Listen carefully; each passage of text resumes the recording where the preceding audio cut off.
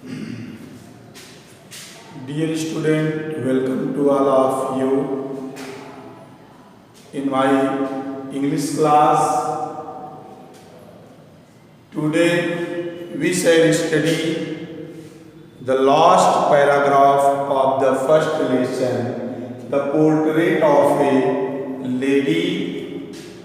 The paragraph, we protested ... into the dustbin. Try to understand. We protested, but they ignored our protest. She lay peacefully in bed, praying and telling her father points about his grandmother that the author protested, but she ignored. Ignored means avoided. But his grandmother avoided the author's protest. She lay peacefully in bed praying and telling her beads. author कहता है कि हमने विरोध तो किया, परंतु उन्होंने हमारे विरोध को इग्नोर कर दिया, अवॉइड कर दिया, नकार दिया। वो केवल शांति से बैठकर अपने बेड पर वो माला जपती रही और बिस्तर पर लेटी रही।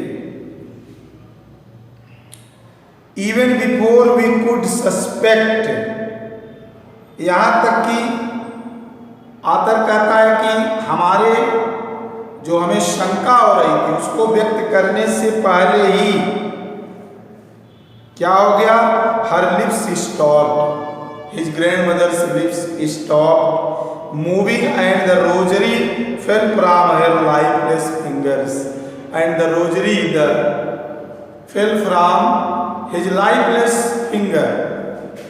उनके होठ शांत हो गए और जो उनके हाथों में जपने की माला थी वो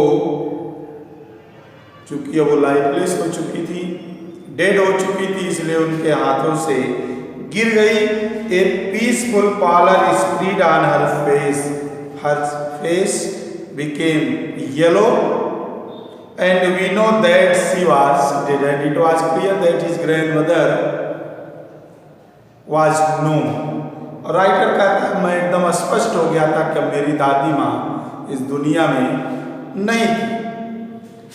We lifted her off the bed and she customary, and as she customary laid her on the ground and covered her with a red shawl. After that, his grandmother lifted off the bed and she customary laid her on the ground. इसके बाद उनको bed से उतार कर नीचे लिटा दिया गया और उनको कफन से ढक दिया गया, लाल कफन से। After a few hours of mourning, we left her alone to make arrangement for her funeral. After that, the author started to make her funeral. इसके बाद राइटर कहता अगले दिन सुबह हम लोगों ने अपने दादी माँ को के दाह संस्कार की तैयारियां शुरू कर दिया। In the evening, we went to her room with a crude stretcher to take her to be cremated. और इसके बाद उनके कमरे में हम लोग गए, फिर उनको एक स्ट्रेचर पर ले आए और इसके बाद उनको दाह संस्कार के लिए ले जाने की तैयारी होने लगी। The sun was setting and had lit her room and veranda with a blaze of golden light. It was the time of evening. The sun was about to be set. At that time, the author saw her room and veranda with blaze of golden light. Writer कहता है कि उस समय सूर्य अस्त हो रहा था और जब मैं उनके कमरे में गया तो उनके बरामदे और कमरे को देखा तो बड़े ही गोल्डन लाइट में आलोकित हो रहा था, चमक रहा था। We stopped halfway in the courtyard. आंगन में थोड़ा सा पहुंच के भी बीच में ही मैं ठहर गया, रुक गया। Courtyard all over the veranda and I right to where she lay dead and stiff wrapped in the red shroud. देखा कि पूरे बरामदे में और उस कमरे में जहां तक वह मोटे लाल कपड़े में लिपटी पड़ी थी। हजारों गौरैया फैले हुए फर्श पर बैठ गई थी और कर रही thousand of sparrow strays on the floor. There was no chirping but they were not chirping. वो चहक नहीं रही थी। It means she was in condolence. We felt sorry for the birds and my mother face some bread for them. और ऐसा अनुभव हो रहा था कि वो चिड़िया भी शोक मना रही थी, लेकिन राइटर की माँ उन चिड़ियों के सामने कुछ रोटियों के टुकड़े फेंके, लेकिन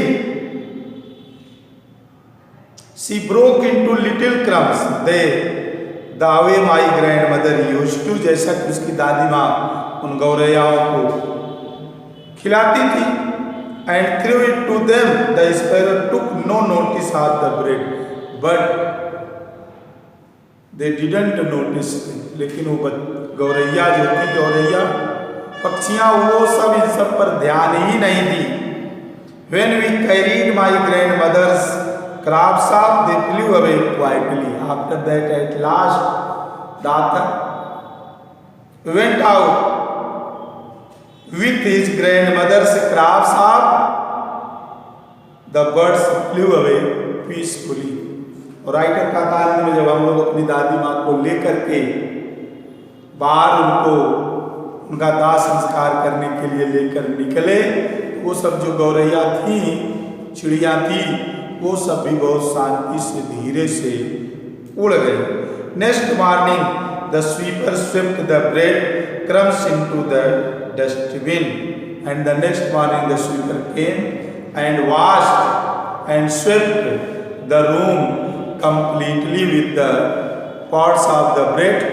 और अगले दिन सुबह जो है झाड़ू लगाने वाला आया और रोटी के जो सब टुकड़े बिखरे थे उस घर पूरी रूम की पूरी अच्छी तरह से साफ सफाई हुई और वो सब चीज़ें कूड़ेदान में फेंक दिया।